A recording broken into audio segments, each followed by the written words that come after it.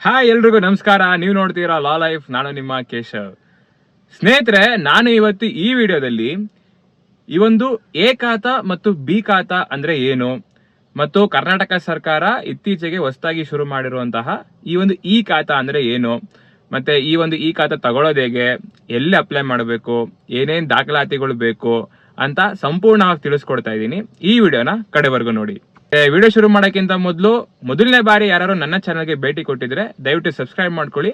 ಹಾಗೂ ನಿಮ್ಗೆ ಯಾವುದೇ ರೀತಿಯಾದಂತಹ ಕಾನೂನು ಸಲಹೆ ಬೇಕು ಅಂತ ಹೇಳಿದ್ರೆ ಡಿಸ್ಕ್ರಿಪ್ಷನ್ ಅಲ್ಲಿ ನಾನು ಕಾಂಟ್ಯಾಕ್ಟ್ ನಂಬರ್ ಕೊಟ್ಟಿರ್ತೀನಿ, ಕರೆ ಮಾಡಿ.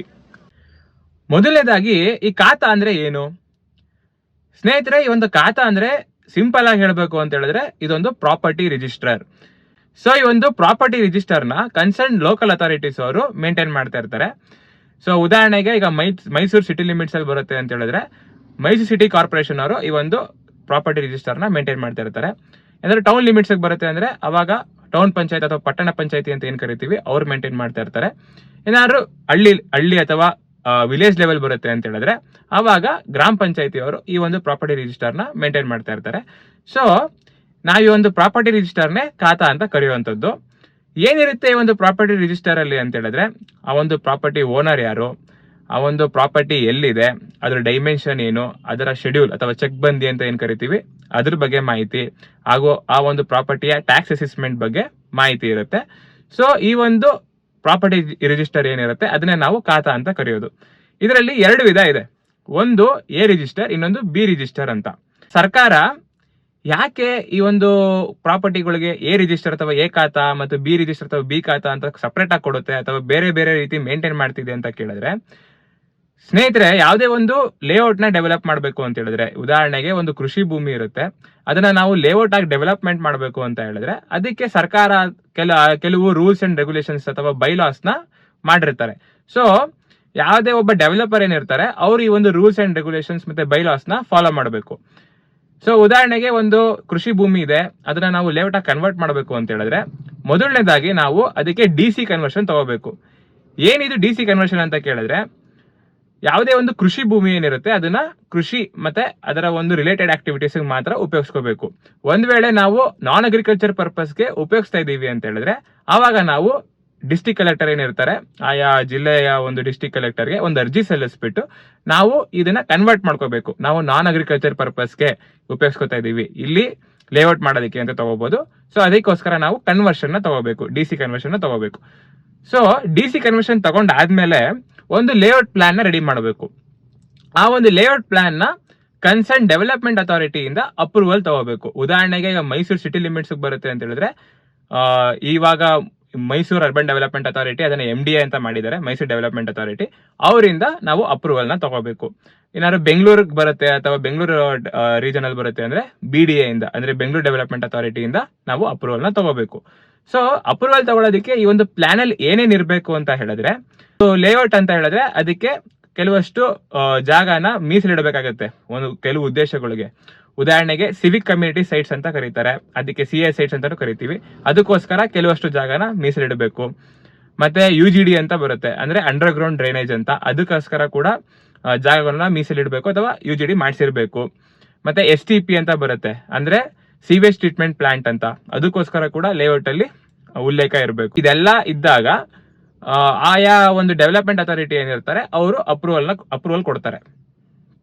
ಇದ್ರ ಜೊತೆಗೆ ಕೆಲವು ಬಾರಿ ನಮ್ಗೆ ಈ ಒಂದು ಕರ್ನಾಟಕ ಇಂಡಸ್ಟ್ರಿಯಲ್ ಡೆವಲಪ್ಮೆಂಟ್ ಬೋರ್ಡ್ ಇರ್ಬೋದು ಅಥವಾ ಎಲೆಕ್ಟ್ರಿಸಿಟಿ ಬೋರ್ಡ್, ಇವಾಗ ಮೈಸೂರಲ್ಲಿ ಆದ್ರೆ ಸೆಸ್ಕಾಮ್ ಅಂತ ಇದೆ, ಬೆಂಗಳೂರಲ್ಲಿ ಬೆಸ್ಕಾಮ್ ಅಂತ ಇದೆ, ಅವರಿಂದ ಈ ಒಂದು ನೋ ಅಬ್ಜೆಕ್ಷನ್ ಸರ್ಟಿಫಿಕೇಟ್ ಅಥವಾ NOC ಕೂಡ ಬೇಕಾಗುತ್ತೆ.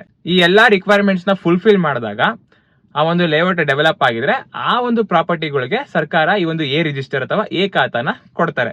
ಒಂದ್ ವೇಳೆ ಈ ಏನು ರೂಲ್ಸ್ ಅಂಡ್ ರೆಗ್ಯುಲೇಷನ್ಸ್ ಇರುತ್ತೋ ಅಥವಾ ಬೈಲಾಸ್ ಏನಿರುತ್ತೋ ಈ ಒಂದು ಲೇಔಟ್ ಡೆವಲಪ್ಮೆಂಟ್ ಸಂಬಂಧಪಟ್ಟಂತೆ ಅದನ್ನ ಫಾಲೋ ಮಾಡಿಲ್ಲ ಅಂದ್ರೆ, ಹಂಗೆ ಏನಾದ್ರು ಲ್ಯಾಂಡ್ ಅಥವಾ ಲೇಔಟ್ ನ ಡೆವಲಪ್ಮೆಂಟ್ ಮಾಡಿದ್ದಾರೆ ಅಂತ ಹೇಳಿದ್ರೆ ಆವಾಗ ಸರ್ಕಾರ ಬಿ ರಿಜಿಸ್ಟರ್ ಅಂತ ಕೊಡ್ತಾರೆ ಅಥವಾ ಬಿ ಖಾತಾ ಅಂತ ಕೊಡ್ತಾರೆ. ಏನಾಗುತ್ತೆ ಅಂದ್ರೆ ಕೆಲವೊಮ್ಮೆ ಈ ಒಂದು ಕೃಷಿ ಭೂಮಿ ಇರುತ್ತೆ, ಅದನ್ನ ಲೇಔಟ್ ಆಗಿ ಡೆವಲಪ್ಮೆಂಟ್ ಮಾಡಬೇಕು ಅಂತ ಇರ್ತಾರೆ, ಆದ್ರೆ ಅದಕ್ಕೆ ಈ ಒಂದು ಲೇಔಟ್ ಪ್ಲಾನ್ ಮಾಡಿರಲ್ಲ, ಮತ್ತೆ ಅಪ್ರೂವಲ್ ತಗೊಂಡಿರಲ್ಲ, ಮತ್ತೆ DC ಕನ್ವರ್ಷನ್ ಆಗಿರಲ್ಲ. ಹಾಗೇನೆ JCB ತಗೊಬಂದು ಮಟ್ಟ ಮಾಡ್ಬಿಟ್ಟು ಒಂದು ರೋಡ್ ಅಂತ ತೋರಿಸ್ಬಿಟ್ಟು ಅಲ್ಲಿ ಆ ಕಡೆ ಈ ಕಡೆ ಸೈಟ್ ಅಂತ ಹೇಳಿ ಸೈಟ್ ನಂಬರ್ ಮಾಡಿ ಜನಕ್ಕೆ ಮಾರ್ಬಿಟ್ಟಿರ್ತಾರೆ. ಜನ ಕೂಡ ಕಡಿಮೆ ರೇಟಿಗೆ ಸಿಗುತ್ತಲ್ಲ ಅಂತ ಹೇಳ್ಬಿಟ್ಟು ತಗೊಂಡು ಮನೆ ಕಟ್ಕೊಂಡು ಅಲ್ಲಿ ವಾಸ ಮಾಡ್ತಾ ಇರ್ತಾರೆ. ಅಲ್ಲಿಗೆ ಈ ಒಂದು ಎಲೆಕ್ಟ್ರಿಸಿಟಿ ಸಪ್ಲೈ ಕೊಟ್ಟಿರ್ತಾರೆ, ವಾಟರ್ ಸಪ್ಲೈ ಕೊಟ್ಟಿರ್ತಾರೆ ಸರ್ಕಾರ. ಸೊ ಆದ್ರಿಂದ ಇದನ್ನ ನಾವು ಕಂಪ್ಲೀಟ್ ಆಗಿ ಇಲ್ಲೀಗಲ್ ಅಂತ ತಗೊಳಕ್ಕಾಗಲ್ಲ, ಅದನ್ನ ಸೆಮಿ ಲೀಗಲ್ ಅಂತ ತಗೋಬಹುದು. ಯಾಕೆ ಅಂತ ಹೇಳಿದ್ರೆ ಅನಧಿಕೃತ ಆಗಿದ್ರು ಕೂಡ ಸರ್ಕಾರ ಅಲ್ಲಿಗೆ ಎಲೆಕ್ಟ್ರಿಸಿಟಿ ಕೊಟ್ಟಿದೆ, ಮತ್ತೆ ವಾಟರ್ ಸಪ್ಲೈ ಕೊಟ್ಟಿದೆ, ಅಲ್ಲಿ ಜನ ಮನೆ ಕಟ್ಕೊಂಡು ವಾಸ ಮಾಡ್ತಿದ್ದಾರೆ. ಸೊ ಏಕಾಏಕಿ ಸರ್ಕಾರ ಇದು ಅನಧಿಕೃತ ಲೇಔಟ್ ಅಂತ ಹೇಳ್ಬಿಟ್ಟು ಅದನ್ನ ಏನ್ ಮನೆ ಕಟ್ಕೊಂಡಿದ್ದಾರೆ ಅದನ್ನ ಡೆಮಾಲಿಷನ್ ಮಾಡಬೇಕು ಅಂತ ಆರ್ಡರ್ ಮಾಡಕ್ಕಾಗಲ್ಲ. ಸೊ ಹಾಗಾಗಿ ಸರ್ಕಾರ ಈ ಒಂದು ಬಿ ರಿಜಿಸ್ಟರ್ ಅಂತ ಮೇಂಟೈನ್ ಮಾಡಿ ಬಿ ಖಾತಾನ ಕೊಡ್ತದೆ. ಸೊ ಇದಾಗಿತ್ತು ಈ ಒಂದು ಎ ಖಾತಾ ಮತ್ತು ಬಿ ಖಾತಾ ಬಗ್ಗೆ. ಸೊ ಈ ಒಂದು ಎ ಖಾತಾ ಮತ್ತು ಬಿ ಖಾತಾಗೆ ಅಡ್ವಾಂಟೇಜಸ್ ಮತ್ತೆ ಡಿಸ್ಅಡ್ವಾಂಟೇಜಸ್ ಏನಿದೆ ಅಂತ ಕೇಳಿದ್ರೆ, ಸ್ನೇಹಿತರೆ, ಸರ್ಕಾರ ಏನಾದ್ರೂ ಹೊಸ ಒಂದು ಡೆವಲಪ್ಮೆಂಟಲ್ ಪ್ರೋಗ್ರಾಮ್ ನ ತರ್ತಿದ್ದಾರೆ ಅಂತ ಹೇಳಿದ್ರೆ ಅವಾಗ ಸರ್ಕಾರ ಈ ಒಂದು ಏನು ಲೇಔಟ್ ಅಪ್ರೂವ್ಡ್ ಲೇಔಟ್ಸ್ ಇರ್ತಾವೋ ಅದನ್ನ ಪ್ರಿಫರ್ ಮಾಡ್ತಾರೆ. ಕಂಪ್ಯಾರಿಟಿವ್ಲಿ ಈ ಒಂದು ಅನಧಿಕೃತ ಬಡಾವಣೆ ಏನಿರ್ತವೆ ಅದಕ್ಕೆ ಕಂಪೇರ್ ಮಾಡಿದ್ರೆ ಈ ಒಂದು ಅಪ್ರೂವ್ಡ್ ಲೇಔಟ್ಸ್ ಏನಿರ್ತವೆ ಮೂಡ ಅಥವಾ BDA ಅವರು ಅಪ್ರೂವ್ ಮಾಡಿರೋ ಲೇಔಟ್ಸ್ ನ ಪ್ರಿಫರ್ ಮಾಡ್ತಾರೆ. ಉದಾಹರಣೆಗೆ ಇವಾಗ ಈ ಏನು LPG ಸಿಲಿಂಡರ್ ಇದಾವೆ ಅದನ್ನೆಲ್ಲ ನಾವು ಈ ಪೈಪ್ ಲೈನ್ ಮುಖಾಂತರ ಗ್ಯಾಸ್ ಸಪ್ಲೈ ಮಾಡ್ತೀವಿ ಅನ್ನೋ ಏನ್ ಪ್ರಾಜೆಕ್ಟ್ ಇದೆ ಗವರ್ಮೆಂಟ್, ಅದನ್ನ ನಾವು ಈ ಒಂದು ಅಪ್ರೂವ್ಡ್ ಲೇಔಟ್ಸ್ ಅಥವಾ ಏನ್ ಡೆವಲಪ್ಮೆಂಟ್ ಅಥಾರಿಟಿ ಅಪ್ರೂವ್ ಮಾಡಿರೋ ಲೇಔಟ್ಸ್ ಅಲ್ಲಿ ಫಸ್ಟ್ ಇಂಪ್ಲಿಮೆಂಟ್ ಮಾಡ್ತಾರೆ. ಕಂಪ್ಯಾರಿಟಿವ್ಲಿ ಈ ಒಂದು ಏನು ರೆವೆನ್ಯೂ ಸೈಟ್ಸ್ ಅಥವಾ ಅನ್ಅಪ್ರೂವ್ಡ್ ಲೇಔಟ್ಸ್ ಇರ್ತಾವೋ ಅಲ್ಲಿ ಇಂಪ್ಲಿಮೆಂಟ್ ಮಾಡಿರೋದಿಲ್ಲ. ಹಾಗೆ ನಾವು ನೋಡಿರ್ಬೋದು ಸುಮಾರು ಈ ಒಂದು ಅನ್ಆಥರೈಸ್ ಲೇಔಟ್ಸ್ ಅಲ್ಲಿ ಪ್ರಾಪರ್ ಆಗಿ ಈ ಒಂದು ಟಾರ್ ರೋಡ್ಸ್ ಕೂಡ ಇರಲ್ಲ, ಮಣ್ ರೋಡ್ ಇರುತ್ತೆ, ಅದು ಕರೆಕ್ಟ್ ಆಗಿರಲ್ಲ, ಎಲೆಕ್ಟ್ರಿಸಿಟಿ ಸಪ್ಲೈ ಕರೆಕ್ಟ್ ಆಗಿರಲ್ಲ, water supply drinking water supply ಅಂತೂ ಇರೋದೇ ಇಲ್ಲ. ಸೊ ಹಾಗಾಗಿ ಈ ಒಂದು ಎ ಖಾತಾ ಪ್ರಾಪರ್ಟಿ ಇರ್ತದೆ ಅಂತ ಹೇಳಿದ್ರೆ ಅಲ್ಲಿ ಡೆವಲಪ್ಮೆಂಟಲ್ ಪ್ರೋಗ್ರಾಮ್ಸ್ ಏನಿರುತ್ತೋ ಸರ್ಕಾರದ್ದು ಅದು ಬೇಗ ಇಂಪ್ಲಿಮೆಂಟ್ ಆಗುತ್ತೆ ಕಂಪ್ಯಾರಿಟಿವ್ಲಿ ಈ ಬಿ ಖಾತಾ ಪ್ರಾಪರ್ಟಿ ಇರೋ ಲೇಔಟ್ಸ್ ಅಲ್ಲಿ. ಎರಡನೇದಾಗಿ, ನೀವೇನಾದ್ರೂ ಈ ಒಂದು ಬಿ ಖಾತಾ ಪ್ರಾಪರ್ಟಿ ಮಾರಬೇಕು ಅಂತ ಹೇಳಿದ್ರೆ ಅದಕ್ಕೆ ಅತಿ ಕಡಿಮೆ ಬೆಲೆಯಲ್ಲಿ ಮಾರಬೇಕಾಗುತ್ತೆ. ಕಂಪ್ಯಾರಿಟಿವ್ಲಿ ಎ ಖಾತಾ ಪ್ರಾಪರ್ಟಿಗೆ ಜಾಸ್ತಿ ಬೆಲೆ ಇರುತ್ತೆ. ಮೂರನೇದಾಗಿ, ನೀವೇನಾದ್ರು ಈ ಒಂದು ಎ ಖಾತಾ ಪ್ರಾಪರ್ಟಿ ತಗೋಬೇಕು ಅಂತ ಹೇಳಿದ್ರೆ ಲೋನಲ್ಲಿ ತಗೋತಿದ್ದೀರಾ ಅಂತ ಹೇಳಿದ್ರೆ ಅವಾಗ ಯಾವ್ದಾದ್ರು ನ್ಯಾಷನಲೈಸ್ ಬ್ಯಾಂಕು ನಿಮ್ ಸಿಬಿಲ್ ತಕ್ಕಂತೆ ಬೇಗ ಲೋನ್ ಆಗುತ್ತೆ ಅಥವಾ ಈಸಿಯಾಗಿ ಲೋನ್ ಆಗುತ್ತೆ. ಆದ್ರೆ ಈ ಒಂದು ಬಿ ಖಾತಾ ಪ್ರಾಪರ್ಟಿ ತಗೋಬೇಕು ಅಂತ ಹೇಳಿದ್ರೆ ನ್ಯಾಷನಲೈಸ್ ಬ್ಯಾಂಕು ನಿಮ್ಗೆ ಲೋನ್ ಕೊಡೋದಿಲ್ಲ. ಯಾಕಂದ್ರೆ ಇಲ್ಲಿ ಟೈಟಲ್ ಡಿಸ್ಪ್ಯೂಟ್ ಇರುತ್ತೆ ಅಥವಾ ಟೈಟಲ್ ಕರೆಕ್ಟ್ ಆಗಿಲ್ಲ ಅಂತ ಹೇಳಿ ಅವರು ಈ ಒಂದು ಲೀಗಲ್ ಆಬ್ಲಿಗೇಷನ್ಸ್ ಏನಿರ್ತಾವೋ ಅದನ್ನ ಅವರು ಕನ್ಸಿಡರ್ ಮಾಡಿ ಲೋನ್ ಕೊಡೋದಿಲ್ಲ. ಬಟ್ ನೀವು ಏನಾದ್ರು ಲೋನ್ ತಗೋಬೇಕು ಬಿ ಖಾತಾ ಪ್ರಾಪರ್ಟಿ ಅಂತ ಹೇಳಿದ್ರೆ ಅವಾಗ ನೀವು ಈ ಒಂದು ನಾನ್ ಬ್ಯಾಂಕಿಂಗ್ ಫೈನಾನ್ಷಿಯಲ್ ಕಂಪನೀಸ್ ಅಥವಾ ಹೌಸಿಂಗ್ ಫೈನಾನ್ಸ್ ಲಿಮಿಟೆಡ್ಸ್ ಏನಿರ್ತಾವೋ ಅಲ್ಲಿ ನೀವು ಹೋಗಿ ತಗೋಬೇಕಾಗುತ್ತೆ. ಅಲ್ಲಿ ಇಂಟ್ರೆಸ್ಟ್ ರೇಟ್ ಸಿಕ್ಕಾಪಟ್ಟೆ ಜಾಸ್ತಿ ಇರುತ್ತೆ ಕಂಪ್ಯಾರಿಟಿವ್ಲಿ ನ್ಯಾಷನಲೈಸ್ ಬ್ಯಾಂಕ್ ಇಂತ. ಸೊ ಇದಿಷ್ಟಾಗಿತ್ತು ಈ ಒಂದು ಎ ಖಾತಾ ಮತ್ತು ಬಿ ಖಾತಾ ಬಗ್ಗೆ. ಸೊ ಈಗ ನೆಕ್ಸ್ಟ್ ನಾನು ಈ ಒಂದು ಇ ಖಾತಾ ಅಂದ್ರೆ ಏನು ಅಂತ ತಿಳಿಸ್ಕೊಡ್ತಾ ಇದ್ದೀನಿ. ಸ್ನೇಹಿತರೆ, ಇ ಖಾತಾ ಅಂದ್ರೆ ಇದರಲ್ಲಿ ಏನು ಪ್ರಾಪರ್ಟಿ ರಿಜಿಸ್ಟರ್ ಇರುತ್ತೋ ಅದನ್ನ ಎಲೆಕ್ಟ್ರಾನಿಕಲಿ ಒಂದು ಕಂಪ್ಯೂಟರ್ ಅಲ್ಲಿ ನಿಮ್ಮ ಒಂದು ಪ್ರಾಪರ್ಟಿಗೆ ರಿಲೇಟೆಡ್ ಆಗಿರೋ ಎಲ್ಲಾ ಇನ್ಫಾರ್ಮೇಶನ್ ನ ಸರ್ಕಾರ ಸ್ಟೋರ್ ಮಾಡಿಡುತ್ತೆ. ಸೊ ಇ ಖಾತಾ ಅಂದ್ರೆ ಎಲೆಕ್ಟ್ರಾನಿಕ್ ಖಾತಾ ಅಂತ ಹೇಳಿ. ಇದು ಕರ್ನಾಟಕ ಸರ್ಕಾರ ಈ ಒಂದು ಇ ಗವರ್ನೆನ್ಸ್ ಇನಿಷಿಯೇಟಿವ್ ಅಡಿ ಜಾರಿಗೆ ತಂದಿರುವಂತದ್ದು. ಇದರ ಉದ್ದೇಶ ಏನು ಅಂತ ಹೇಳಿದ್ರೆ, ಸ್ನೇಹಿತರೆ, ಈ ಹಿಂದೆ ಅಂದ್ರೆ ಈ ಒಂದು ಇ ಖಾತಾ ಬರೋಕ್ಕಿಂತ ಮುಂಚೆ ಈ ಒಂದು ಖಾತಾನ ಮ್ಯಾನಿಪುಲೇಟ್ ಮಾಡಿ ಅಥವಾ ಫೋರ್ಜ್ ಮಾಡಿ ಅಥವಾ ಫ್ರಾಡ್ ಮಾಡಿ ಒಂದೇ ಪ್ರಾಪರ್ಟಿನ ಅಥವಾ ಬೇರೆ ಯಾರ್ದೋ ಪ್ರಾಪರ್ಟಿನ ಸುಮಾರು ಜನಕ್ಕೆ ಮಾರಿದ್ದಾರೆ ಅಥವಾ ಬೇರೆ ಯಾವ್ದೋ ಪ್ರಾಪರ್ಟಿನ ಬೇರೆ ಯಾರಿಗೋ ಮಾರ್ಬಿಟ್ಟು ಮೋಸ ಮಾಡಿರೋ ಉದಾಹರಣೆಗಳು ಸಾಕಷ್ಟಿದಾವೆ. ಸೊ ಮೇಜರ್ ಆಗಿ ಈ ಒಂದು ಇ ಖಾತಾ ತಂದಿರೋ ಉದ್ದೇಶ ಏನು ಅಂತ ಹೇಳಿದ್ರೆ ಈ ಒಂದು ಫ್ರಾಡ್ ಅಥವಾ ಮೋಸ ಆಗೋದನ್ನ ತಡಿಬೇಕು ಅಂತೇಳಿ ಇದನ್ನ ತಂದಿರುವಂತ ಒಂದು ಮುಖ್ಯ ಉದ್ದೇಶ. ಎರಡನೇದಾಗಿ, ಈ ಒಂದು ಇ ಖಾತಾ ಮಾಡೋದ್ರಿಂದ ಒಂದು ಪ್ರಾಪರ್ಟಿ ಐಡೆಂಟಿಫಿಕೇಶನ್ ನಂಬರ್ ಅಂತ ಬರುತ್ತೆ. ಆ ಒಂದು ನಂಬರ್ ಮುಖಾಂತರ ನೀವು ಆನ್ಲೈನ್ ಅಲ್ಲೇ ಈ ಒಂದು ಏನು ಪ್ರಾಪರ್ಟಿ ಟ್ಯಾಕ್ಸ್ ಏನಿರುತ್ತೋ ಅದನ್ನ ಕಟ್ಬೋದು. ಸೊ ನೀವು ಆ ಒಂದು ಕನ್ಸರ್ನ್ಡ್ ಲೋಕಲ್ ಅಥಾರಿಟಿಗೆ ಹೋಗಿ ನಿಮ್ಮ ಏನು ಕೆಲಸ ಎಲ್ಲ ಬಿಟ್ಬಿಟ್ಟು ಅಲ್ಲಿ ಹೋಗಿ ನಿಂತ್ಕೊಂಡು ಟ್ಯಾಕ್ಸ್ ಕಟ್ಟಬೇಕು ಅನ್ನೋ ಒಂದು ತಾಪತ್ರೆ ಇರೋದಿಲ್ಲ.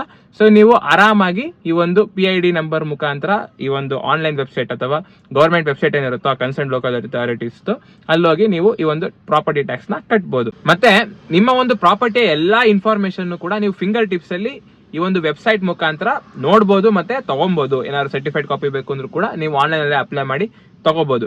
ಸೊ ಈ ಒಂದು ಇ ಖಾತಾ ಏನಿದೆ ಅದು ಈಸ್ ಆಫ್ ಡೂಯಿಂಗ್ ಬಿಸ್ನೆಸ್ ಅಥವಾ ಏನು ಕೆಲಸ ಏನಿತ್ತು ಮೊದಲು ಏನು ಸಿಕ್ಕಾಪಟ್ಟೆ ಟೈಮ್ ಕನ್ಸ್ಯೂಮ್ ಆಗಿತ್ತು ಅದನ್ನ ಕಡಿಮೆ ಮಾಡಿ ಸೊ ಜನರಿಗೆ ಈಸಿ ಆಗ್ಬೇಕು ಅಂತ ಹೇಳಿ ಮತ್ತೆ ಯಾವುದೇ ಒಂದು ಮೋಸ ಆಗ್ಬಾರ್ದು, ಫ್ರಾಡ್ ಆಗ್ಬಾರ್ದು ಅಂತ ಹೇಳಿ ತಂದಿರೋವಂತ ಒಂದು ಇನಿಷಿಯೇಟಿವ್. ಹಾಗಿದ್ರೆ ಈ ಒಂದು ಇ ಖಾತಾ ಯಾವ ರೀತಿ ತಗೋಬಹುದು, ಎಲ್ಲ ಅರ್ಜಿ ಸಲ್ಲಿಸಬೇಕು ಅಂತ ಕೇಳಿದ್ರೆ, ಸ್ನೇಹಿತರೆ, ಎರಡು ರೀತಿ ಇದೆ. ಒಂದು, ನೀವು ಸಕಾಲ ಅಂತೇಳಿ ಗೌರ್ಮೆಂಟ್ ವೆಬ್ಸೈಟ್ ಇದೆ, ಅಲ್ಲೋಗಿ ಕೂಡ ಈ ಒಂದು ಈ ಖಾತೆಗೆ ಅರ್ಜಿ ಸಲ್ಲಿಸಬಹುದು. ಎರಡನೇದು ಆಯಾ ಕನ್ಸರ್ನ್ ಲೋಕಲ್ ಅಥಾರಿಟಿ, ಉದಾಹರಣೆಗೆ ಈಗ ಮೈಸೂರು ಸಿಟಿ ಲಿಮಿಟ್ಸ್ ಬರುತ್ತೆ ಅಂದ್ರೆ ಮೈಸೂರು ಸಿಟಿ ಕಾರ್ಪೊರೇಷನ್, ಹಾಗೆ ಟೌನ್ ಲಿಮಿಟ್ ಬರುತ್ತೆ ಅಂದ್ರೆ ಟೌನ್ ಪಂಚಾಯತಿ, ಅಥವಾ ಗ್ರಾಮದ ಲೆವೆಲ್ ಬರುತ್ತೆ ಅಂದ್ರೆ ಗ್ರಾಮ ಪಂಚಾಯತಿಗೆ ನೀವು ಅರ್ಜಿನ ಸಲ್ಲಿಸಬಹುದು. ಹಾಗಿದ್ರೆ ಈ ಒಂದು ಈ ಖಾತೆ ತಗೊಳ್ಳೋದಕ್ಕೆ ಏನೇನ್ ದಾಖಲಾತಿಗಳು ಬೇಕು ಅಂತ ಕೇಳಿದ್ರೆ, ಸ್ನೇಹಿತರೆ, ಈ ಒಂದು ಈ ಖಾತೆ ತಗೊಳ್ಳೋದಕ್ಕೆ ಏನಾದ್ರು ಆ ಪ್ರಾಪರ್ಟಿ ಮನೆ ಆಗಿದ್ರೆ ಆ ಮನೆಯ ಒಂದು ಎಲೆಕ್ಟ್ರಿಸಿಟಿ ಬಿಲ್ ಮತ್ತೆ ವಾಟರ್ ಬಿಲ್ ಬೇಕಾಗುತ್ತೆ. ಆ ಮನೆಯದು ಫೋಟೋ ಬೇಕಾಗುತ್ತೆ, ಅಂದ್ರೆ ಮನೆ ಮುಂಭಾಗ ಏನಿರುತ್ತೆ ಅದನ್ನ ಒಂದು ಫೋಟೋ ತೆಗೆದ್ಬಿಟ್ಟು ಕೊಡಬೇಕಾಗತ್ತೆ. ಮತ್ತೆ ಅಪ್ಲಿಕೆಂಟ್ ಒಂದು ಪಾಸ್ಪೋರ್ಟ್ ಸೈಜ್ ಫೋಟೋ ಬೇಕಾಗುತ್ತೆ. ಜೊತೆಗೆ ಅಪ್ಲಿಕೆಂಟ್ ಆಧಾರ್ ಕಾರ್ಡ್ ಮತ್ತೆ ಪ್ಯಾನ್ ಕಾರ್ಡ್ ಬೇಕಾಗುತ್ತೆ. ಮತ್ತೆ ಆ ಒಂದು ಪ್ರಾಪರ್ಟಿಗೆ ಸಂಬಂಧಪಟ್ಟಂತ ಒಂದು ಮದರ್ ಡೀಡ್ ಏನಿದೆ ಅದು ಬೇಕಾಗುತ್ತೆ. ಮತ್ತೆ ಟಿಲ್ ಡೇಟ್ ಟ್ಯಾಕ್ಸ್ ಪೇಡ್ ಆಗಿರಬೇಕು, ಅಂದ್ರೆ ನೀವು ಅರ್ಜಿ ಸಲ್ಲಿಸುವವರೆಗೂ ಕೂಡ ಕಂಪ್ಲೀಟ್ ಆಗಿ ಟ್ಯಾಕ್ಸ್ ಪೇಡ್ ಆಗಿರಬೇಕು. ಆ ಟ್ಯಾಕ್ಸ್ ಪೇಡ್ ರಿಸೀಟ್ಸ್ ಕೂಡ ಬೇಕಾಗುತ್ತೆ. ಒಂದು ವೇಳೆ ಏನಾದ್ರೂ ಆ ಒಂದು ಪ್ರಾಪರ್ಟಿ ಸೈಟ್ ಆಗಿದೆ, ಖಾಲಿ ಸೈಟ್ ಆಗಿದೆ ಅಂತ ಹೇಳಿದ್ರೆ, ಈ ಎಲ್ಲಾ ಡಾಕ್ಯುಮೆಂಟ್ ಜೊತೆಗೆ ಆ ಒಂದು ಪ್ರಾಪರ್ಟಿ ಓನರ್ ನಿಂತ್ಕೊಂಡು ಆ ಒಂದು ಸೈಟ್ ಮುಂಭಾಗ ನಿಂತ್ಕೊಂಡು ಫೋಟೋ ತೆಗೆದು ಕೊಡಬೇಕಾಗತ್ತೆ. ಸೈಟ್ ಆಗಿದ್ರೆ ಈ ಒಂದು ವಾಟರ್ ಬಿಲ್ ಮತ್ತೆ ಎಲೆಕ್ಟ್ರಿಸಿಟಿ ಬಿಲ್ ಬೇಕಾಗಿಲ್ಲ, ಯಾಕಂದ್ರೆ ಇರೋದಿಲ್ಲ, ಅದಕ್ಕೆ ಬೇಕಾಗಿಲ್ಲ. ಸೊ ಇದಿಷ್ಟು ಇನ್ ಜನರಲ್ ನೀವೇನಾದ್ರು ಈ ಖಾತೆ ತಗೋಬೇಕು ಅಂತ ಹೇಳಿದ್ರೆ ಬೇಕಾಗಿರುವ ಡಾಕ್ಯುಮೆಂಟ್ಸ್ ಗಳು. ನೀವೇನಾದ್ರೂ ಮೈಸೂರಲ್ಲಿ ಇದ್ದೀರಾ, ಮೈಸೂರಲ್ಲಿ ಯಾವ್ದೋ ಒಂದು ಪ್ರಾಪರ್ಟಿ ಇದೆ, ಆ ಒಂದು ಪ್ರಾಪರ್ಟಿಗೆ ಈ ಖಾತೆ ಮಾಡಿಸ್ಕೋಬೇಕು, ಯಾವ ರೀತಿ ಮಾಡಿಸ್ಕೋಬೇಕು ಅಂತ ಗೊತ್ತಾಗ್ತಿಲ್ಲ, ಏನೇನ್ ಡಾಕ್ಯುಮೆಂಟ್ಸ್ ಬೇಕು ಅಂತ ಗೊತ್ತಾಗ್ತಿಲ್ಲ ಅಂತ ಹೇಳಿದ್ರೆ ಸ್ಕ್ರೀನ್ ಮೇಲೆ ಡಿಸ್ಪ್ಲೇ ಆಗ್ತಿರೋ ನಂಬರ್ಗೆ ಕರೆ ಮಾಡಬಹುದು. ಅಥವಾ ನೀವೇನಾದ್ರು ಇನ್ ಪರ್ಸನ್ ಭೇಟಿ ಆಗ್ಬೇಕು ಅಂತ ಹೇಳಿದ್ರೆ ಶ್ರೀ ಲಕ್ಷ್ಮೀನಾರಾಯಣ ಅಸೋಸಿಯೇಟ್ಸ್ ಅಂತ ರಾಮಕೃಷ್ಣ ನಗರದಲ್ಲಿ ಇದೆ. ಸೊ ಬೆಳಿಗ್ಗೆ 10 ಗಂಟೆಯಿಂದ ಸಂಜೆ 5:30, 6 ಗಂಟೆ ತನಕನೂ ನಿಮ್ಗೆ ನಾವು ಅವೈಲೇಬಲ್ ಇರ್ತೀವಿ. ಸೊ ಈ ಒಂದು ಈ ಖಾತೆ ಬಗ್ಗೆ ನಿಮ್ಗೆ ಏನಾದ್ರು ಮಾಹಿತಿ ಬೇಕು ಅಂತ ಹೇಳಿದ್ರೆ ನೀವು ಸ್ಕ್ರೀನ್ ಮೇಲೆ ಕಾಣ್ತಿರೋ ನಂಬರ್ಗಾರ ಕರೆ ಮಾಡಬಹುದು, ಅಥವಾ ಇನ್ ಪರ್ಸನ್ ನಮ್ಮ ಆಫೀಸ್ಗೆ ಭೇಟಿ ಕೊಡಬಹುದು. ನಮ್ಮ ಆಫೀಸ್ ಲೊಕೇಶನ್ ಡಿಸ್ಕ್ರಿಪ್ಷನ್ ಅಲ್ಲಿ ಪಿನ್ ಮಾಡಿರ್ತೀನಿ. ಸೊ ನಿಮ್ಗೆ ಯಾವುದೇ ರೀತಿಯಾದಂತಹ ಈ ಖಾತೆ ಸಂಬಂಧಪಟ್ಟಂತ ಮಾಹಿತಿ ಬೇಕು ಅಂತ ಹೇಳಿದ್ರೆ ಈ ಒಂದು ಡಿಸ್ಪ್ಲೇ ಕಾಣ್ತಿರೋ ನಂಬರ್ ಕರೆ ಮಾಡಿ ಅಥವಾ ಇನ್ ಪರ್ಸನ್ ಭೇಟಿ ಕೊಡಿ.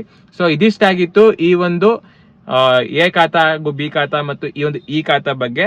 ಸೊ ಈ ಮಾಹಿತಿ ನಿಮ್ಗೆ ಇಷ್ಟ ಇದೆ ದಯವಿಟ್ಟು ಲೈಕ್ ಮಾಡಿ ಹಾಗೂ ಶೇರ್ ಮಾಡಿ, ಹಾಗೂ ಇದೇ ರೀತಿ ಮಾಹಿತಿ ಉಳ್ಳ ಕಂಟೆಂಟ್ಗಾಗಿ ನನ್ನ ಚಾನಲ್ಗೆ ಸಬ್ಸ್ಕ್ರೈಬ್ ಮಾಡ್ಕೊಳ್ಳಿ. ಮುಂದಿನ ವಿಡಿಯೋದಲ್ಲಿ ಸಿಗ್ತೀನಿ, ಅಲ್ಲಿವರೆಗೂ ನಮಸ್ಕಾರ.